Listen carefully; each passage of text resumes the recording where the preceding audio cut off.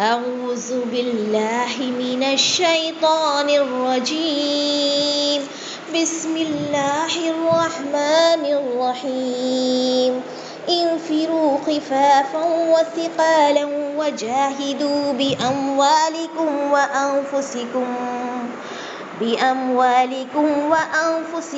في سبيل الله، ذلكم خير لكم إن كنتم تعلمون.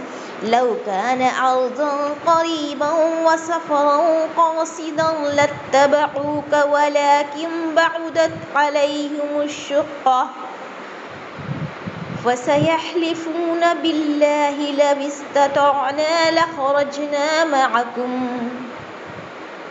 يهلكون أنفسهم والله يعلم إنهم لكاذبون.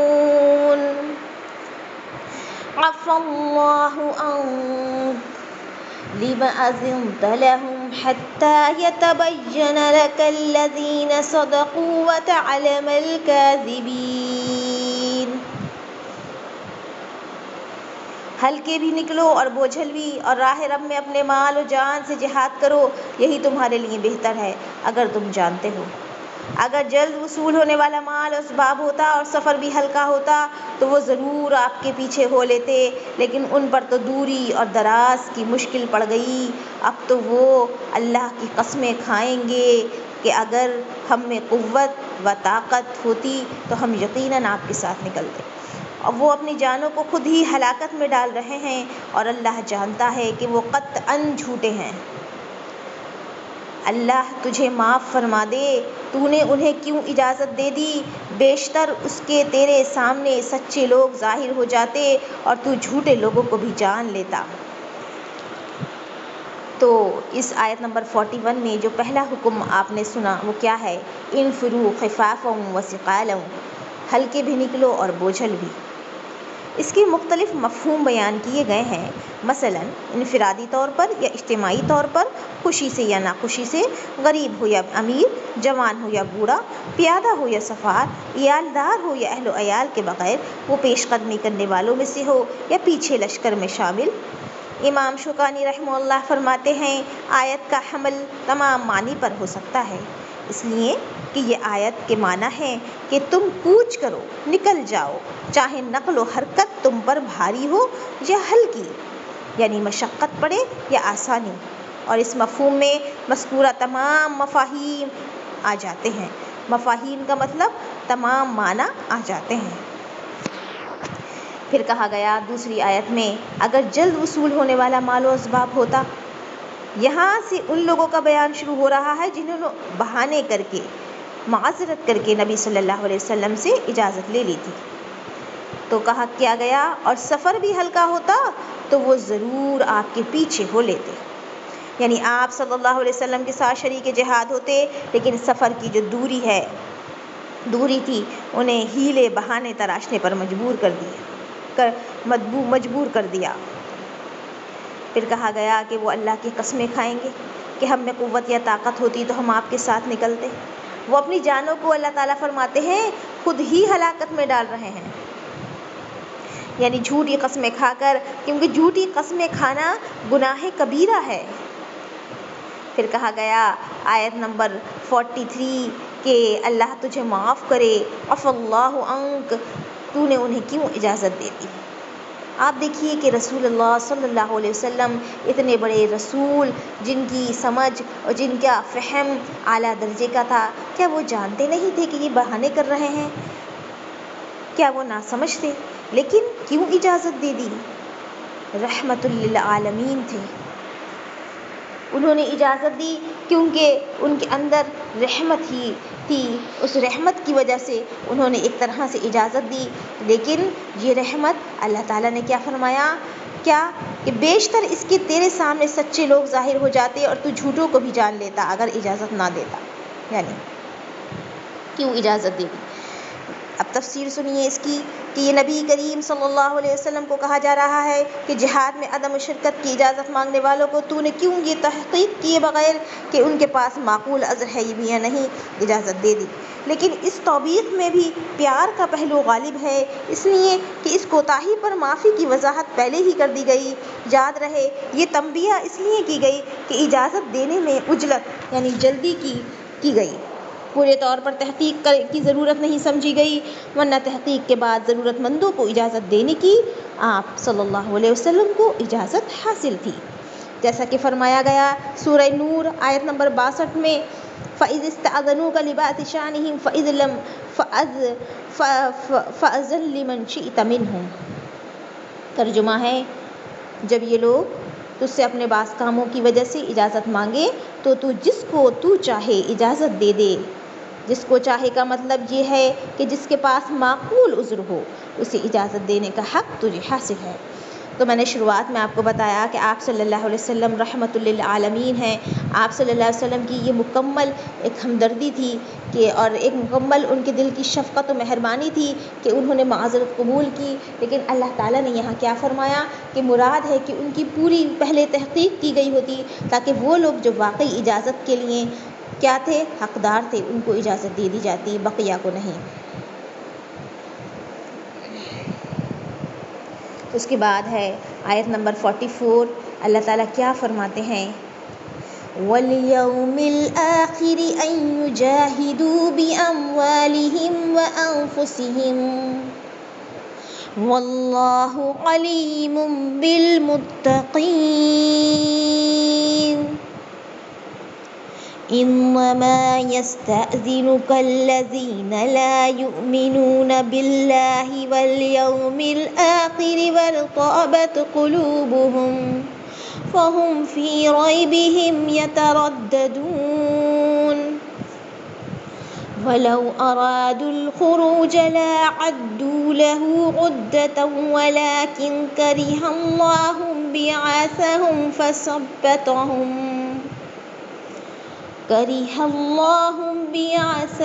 فَثَبَّطَهُمْ وَقِيلَ اقْعُدُوا مَعَ الْقَاعِدِينَ۔ ترجمہ، تو مالی اور جانی جہاد سے رک رہنے کی کبھی بھی تجھ سے اجازت طلب نہیں کریں گے، اور اللہ پرہیزگاروں کو خوب جانتا ہے۔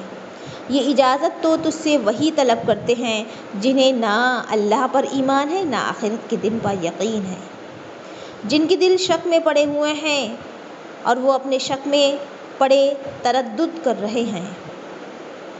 اگر ان کا ارادہ جہاد کے لیے نکلنے کا ہوتا تو وہ اس سفر کے لیے سامان کی تیاری کر رکھتے، لیکن اللہ کو ان کا اٹھنا پسند ہی نہ تھا، اس لیے انہیں حرکت ہی سے روک دیا گیا اور کہہ دیا گیا کہ تم بیٹھنے والوں کے ساتھ ہی رہو۔ تو پہلی آیت میں کیا کہا گیا کہ تو مالی اور جانی جہاد سے رکنے کی کبھی بھی تجھ سے اجازت طلب نہیں کریں گے۔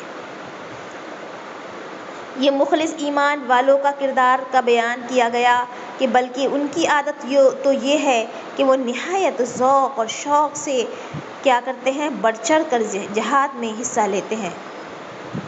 پھر کہا گیا کہ اجازت وہی لوگ طلب کرتے ہیں جنہیں اللہ اور آخرت کے دن کا ایمان اور یقین نہیں، اور جن کے دل تردد میں وارتابت قلوبہم شک میں پڑے ہوئے ہیں۔ یہ ان منافقین کا بیان ہے جنہوں نے جھوٹے بہانے تراش کر رسول اللہ صلی اللہ علیہ وسلم سے جہاد میں نہ جانے کی اجازت طلب کر لی تھی۔ ان کی بابت کہا گیا کہ یہ اللہ پر اور یوم آخرت پر ایمان نہیں رکھتے۔ اس کا مطلب یہ ہے کہ اسی عدم ایمان نے انہیں جہاد سے گریز پر آمادہ کیا۔ اگر ایمان ان کے دلوں میں راسخ ہوتا تو نہ جہاد سے یہ بھاگتے، نہ شکوک و شبہات ان کے دلوں میں پیدا ہوتے۔ تو دیکھیے اس آیت سے جو ہمیں سبق ملتا ہے وہ یہ ہے، ایمانی تقاضا اس وقت کا یہ تھا کہ جہاد میں حصہ لیا جائے۔ جو بھی ایمان کے تقاضے ہیں اس وقت یا دور کے حساب سے اگر انسان اس میں ایمانی لحاظ سے کمزور ہے، آخرت پر یقین نہیں، تو کیا ہوتا ہے پھر حال اس کا بہانے ڈھونڈتا ہے۔ آپ دیکھیے چھوٹی چھوٹی باتوں اور کاموں میں بھی، جن کاموں نے ہمیں حصہ لینا ہوتا ہے، ہمیں کوشش کرنی ہوتی ہے، ہم ہر طرح کی کوشش کرتے ہیں، ہم ہر طرح سے مشکل برداشت کر لیتے ہیں۔ دنیا کے آپ بہت ساری کوششوں کا سوچیے جو آپ نے اپنی زندگی میں کی ہیں، اللہ تعالیٰ نے کامیابی دی اس میں، اور اگر اس درجے کی کامیابی نہ بھی ملی ہو، لیکن آپ اپنی کوشش سوچ کر کے آپ سوچتے ہیں کہ میں نے اپنی محنت کی، اللہ تعالیٰ مجھے اس کا کہیں نہ کہیں ضرور اجر دے گا، کیونکہ اللہ کی ذات پر یقین اگر ہے۔ لیکن اس کوشش میں ہم نے کوئی کیا نہیں چھوڑی ہوتی ہے، ذرا سا بھی کوئی گنجائش نہیں، لیکن جو کام ہمیں کیا ہوتے ہیں مشکل لگتے ہیں اور ہم بچنا چاہتے ہیں، تو فوراً ایک نہ ایک ہمارے پاس ایکسکیوز، بہانہ آ جاتا ہے کہ اس وجہ سے ہم یہ نہیں کر سکتے، ہمیں نیند آ رہی ہے، یہ ہمارا دنیا کا اور بہت ضروری کام ہے۔ تو یہ سب بہانے اللہ تعالیٰ کے یہاں تو ہم نہیں دے سکتے، دنیا میں تو ہم کہہ سکتے ہیں اور چھوٹ سکتے ہیں، لیکن اللہ تعالیٰ کے دربار میں سوچیے ہم کیا کریں گے اور کیا کہیں گے۔ تو لہٰذا بڑا سبق ہے کہ ہم آج ہی اپنے ان بہانوں پر غور کر لیں کہ کیا یہ اللہ تعالیٰ کے حضور پیش کرنے لائق ہیں، چاہے کوئی بھی معاملہ ہو، حقوق العباد کا ہو یا اللہ تعالیٰ کے حقوق کا ہو، اس میں جو بھی ہمارے اندر کمیاں ہیں اور واقعی کمیاں ہیں، ان کو دور کرنے کی ہمیں کوشش ہم وقت کرنا ہے، اور اس کے لیے ہمیں تیار رہنا ہے۔ ظاہر سی بات ہے کہ ہمیں مشکلیں آئیں گی، دنیا کے اس وقت جو فتنے ہیں وہ بڑھ ہی رہے ہیں، کم تو نہیں ہو رہے ہیں، اور ان فتنوں کے درمیان ہیں ہم، اگر ہم دنیا سے باہر نکلتے ہیں جو ہمارے لیے ایک ضرورت ہے، تو ہم بہت سی چیزوں کا آج سامنا کر رہے ہیں، بے حیائی ہے، بے پردگی ہے، اور طرح طرح کے ایسے فتنے ہیں جس میں انسان نہ چاہتے ہوئے بھی شیطانی وسوسے کا شکار ہو جاتا ہے۔ ایسے شیطانی وسوسوں سے بچنے کے لیے اللہ تعالیٰ نے نماز اور صبر کے ذریعے مدد مانگنے کو کہا ہے۔ تو سب سے پہلے نماز ہے، نماز میں ہی انسان اللہ تعالیٰ کی طرف متوجہ ہو کر صبر کی دعا کرتا ہے، تو اللہ تعالیٰ اس کو اس کے راستے میں استقامت عطا فرماتے ہیں۔ اسی لیے آپ دیکھیے بہت ساری مومنات اور مومنین بندے اللہ کی راہ میں کس طرح سے ڈٹ کر کام کرتے ہیں۔ تو اگر ہم اپنے ایمان اور یقین میں پکے ہیں تو ایسی تمام تر مشکلات جو ہمیں مشکلات لگتی ہیں ہمارے لیے آسان ہو جائیں گی۔ بہت ساری وہ دعائیں ہیں جو اللہ کے رسول صلی اللہ علیہ وسلم نے سکھائی ہیں۔ دوسرا طریقہ یہ ہے نماز اور صبر کے ساتھ کہ ان دعاؤں کو تسلسل کے ساتھ، یعنی کہ ان دعاؤں کو بار بار پڑھا جائے، بار بار مانگا جائے، چلتے پھرتے اللہ کا ذکر کیا جائے، تو یقیناً یہ ہمارے لیے ایمان میں اضافے کا بھی سبب ہوگا، اللہ تعالیٰ کی رضا کا سبب ہوگا، اور ہمارے لیے تمام تر مشکلات میں آسانیوں کا سبب بنے گا۔ پھر آپ دیکھیے کیا کہا گیا کہ اگر ان کا ارادہ جہاد سے نکلنے کا ہوتا تو وہ سامان کی تیاری کر رکھتے، یعنی منافقین کے بارے میں کہا جا رہا ہے کہ جھوٹ بول کر اجازت حاصل کی تھی، اگر وہ جہاد میں جانے کا ارادہ رکھتے تو یقیناً تیاری کرتے۔ پھر کہا گیا کہ اللہ تعالیٰ کو پسند ہی نہ تھا، انہیں حرکت سے روک دیا گیا، یعنی وہ سست ہو گئے، مسلمانوں کے ساتھ نہیں نکلے۔ مطلب یہ ہے کہ اللہ کے علم میں ان کی شرارتیں اور سازشیں تھیں، اس لیے اللہ نے تقدیری مشیت یہی تھی کہ وہ نہ جائیں۔ تو یہاں سے کیا بات سمجھ میں آ رہی ہے کہ ہدایت صرف اللہ ہی کی طرف سے ہے، ہمارا پسند اور ناپسند کا دار و مدار بھی اللہ تعالیٰ کے ہاتھ میں ہے، ہمارے دل اللہ تعالیٰ کے ہاتھ میں ہیں، جو چاہے وہ ہمارے دل میں ڈال دے اور ہمیں جما دے۔ تو اللہ تعالیٰ دیکھتا ہے کہ انسان کا ایمان اور آخرت پر یقین، اللہ تعالیٰ پر یقین کتنا پختہ ہے، تو اللہ تعالیٰ وہی چیز دل میں ڈالتے ہیں۔ اور آپ دیکھیے بہت ساری چیزوں کے لیے ہم کوشش کرتے ہیں، ہم سے ہوتا نہیں، سستی آ جاتی ہے، کاہلی آ جاتی ہے، کام پوری قابلیت کے ساتھ ہم کر نہیں پاتے، صلاحیت ہمارے اندر پیدا نہ ہو پاتی ہے، تو یہ کیا ہے؟ اللہ تعالیٰ کی طرف سے ہدایت ہے کہ اگر ہدایت نصیب ہو گئی تو حکمت آ جاتی ہے، سمجھ آ جاتی ہے، اور جس انسان میں حکمت اور سمجھ آ جاتی ہے وہ اس کے فائدوں کو جان کر پوری کوشش میں لگا رہتا ہے، اور اللہ تعالیٰ کی طرف سے اسے کامیابی بھی نصیب ہوتی ہے۔ پھر آپ دیکھیے کہہ دیا گیا کہ تم بیٹھنے والوں کے ساتھ ہی رہو، یعنی یہ مشیت الہی کی تعبیر ہے۔ دیکھیے سب سے بڑی چیز کیا کام کر رہی ہے ہمارے اعمال کے پیچھے؟ مشیت الہی، اللہ کی چاہت، اللہ کا حکم جو تقدیراً لکھی ہوئی تھی، یا بطور ناراضی اور غضب کے رسول اللہ صلی اللہ علیہ وسلم کی طرف سے کہا گیا کہ اچھا ٹھیک ہے تم عورتوں، بچوں، بیماروں اور بوڑھوں کی صف میں شامل ہو کر ان کی طرح گھروں میں بیٹھے رہو۔ آخر جو الفاظ ہیں آیت نمبر 46 کے، وَقِيلَ اقْعُدُوا مَعَ الْقَاعِدِينَ، اور کہہ دیا گیا کہ تم بیٹھنے والوں کے ساتھ ہی رہو، یعنی کہ ان کو تو اجازت تھی عورتیں، بچوں اور بیماروں کو، اور تم جن کو پسند ہی نہ تھا تو اللہ تعالیٰ نے بھی پسند نہ کیا اور تمہیں حرکت سے روک دیا گیا، ہلنے سے روک دیا گیا، اور اب کہہ دیا گیا کہ تم بیٹھنا ہی چاہتے ہو تو ایسے بچوں بیماروں کے ساتھ ہی بیٹھے رہو۔